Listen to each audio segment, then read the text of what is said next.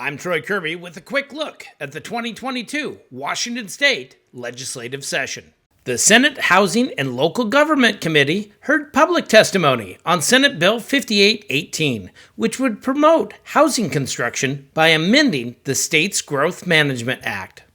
My view is, we spent a fair amount of energy around regulating landlords and tenants, and I certainly supported 5160.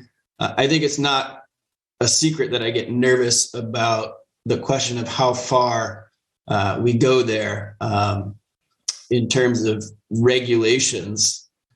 And I have this bill to address the housing crisis. We do have a housing crisis and housing access crisis. I address it here through decreasing barriers to building housing supply.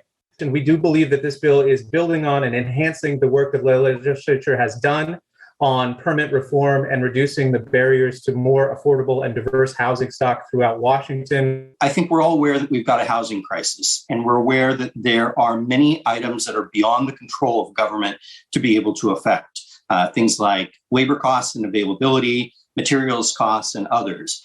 But the issue of permitting costs is one that is very much within the control of government.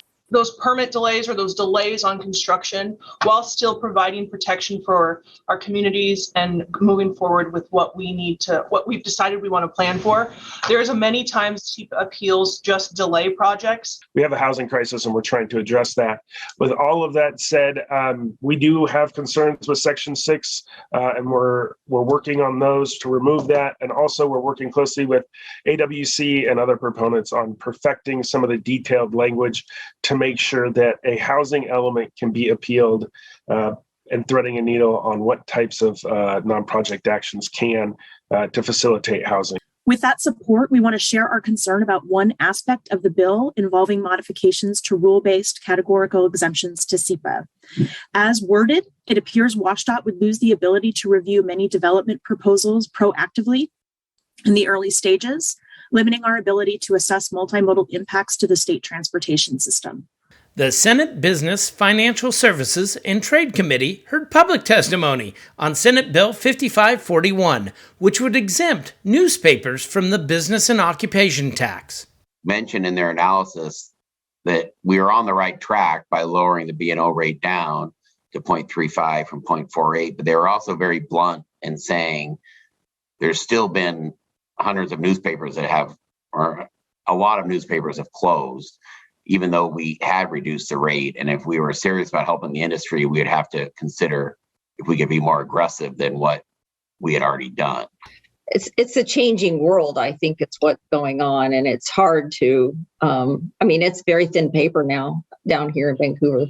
I have spent the last 3 or 4 years working on projects that I never would have envisioned when I started this job in terms of trying to find endowments for and other public funding mechanisms for reporters and for news efforts at newspapers across the state. I have heard about losses at newspapers that are staggering to me, that mid-sized dailies in the state, one in particular that I know of, lost $1 million in 2019 pre-pandemic and is being subsidized by the money of the family that owns it. I know that subsidy is occurring across the state. Thank you for watching the 2022 Washington State legislative session.